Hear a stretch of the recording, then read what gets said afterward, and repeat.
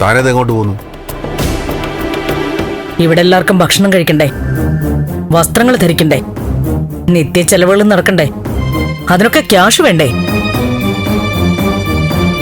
Leave അവസാനിപ്പിച്ച് ജോലിയിൽ പ്രവേശിക്കാനായിട്ട് പോകുന്നു. അമ്മ ഒന്ന് സമാധാനായിട്ടിരിക്കേ. ആരുടെയും സമാധാനിപ്പിക്കൽ ആവശ്യമില്ല.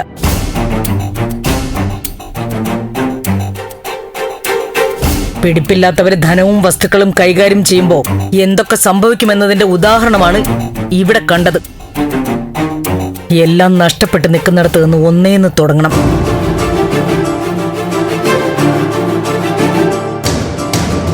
സിദ്ധു വിഷമിക്കണ്ട. സിദ്ധുവിനെ കൊച്ചാക്കൊന്നുമല്ല. വരുമാനമില്ലാതെ മുൻപോട്ട് എങ്ങനെ പോകും നമ്മള്? ഞാൻ ശമ്പളമില്ലാത്ത അവധിയെടുത്തല്ലേ, തിരികെ പ്രവേശിക്കാം. അമ്മേ, എന്തേലും ഒരു ജോലിക്ക് ഞാൻ പൊയ്ക്കോളാം.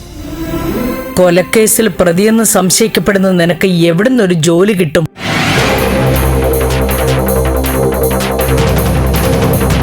ഞാൻ പൊയ്ക്കോളാം. ജോലി നേടി ഞാൻ കാണിച്ചു തരാം കുടുംബം എങ്ങനെ കൊണ്ടുപോകണമെന്ന്.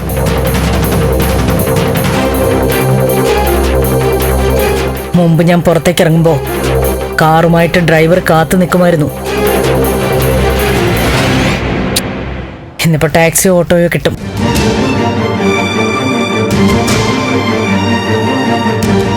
ഞാനൊരു ടാക്സി ബുക്ക് ചെയ്തു. ചെറിയ പൈസയുള്ളൂ.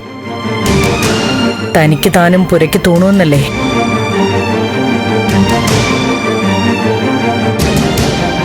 ഇനി കാര്യങ്ങൾ ഞാൻ തന്നെ ഏറ്റെടുക്കാം. സിദ്ധു, ഞാൻ പോയിട്ട് വരാം.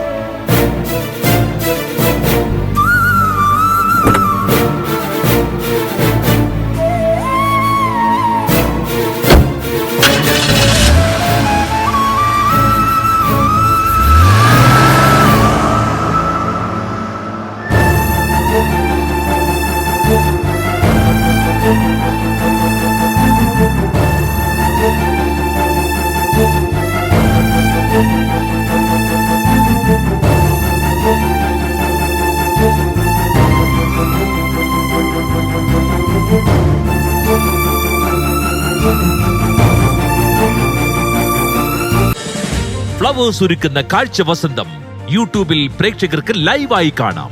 ഫ്ലവേഴ്സ് കോമഡിയിൽ ജോയിൻ ചെയ്യൂ, ആസ്വദിക്കൂ.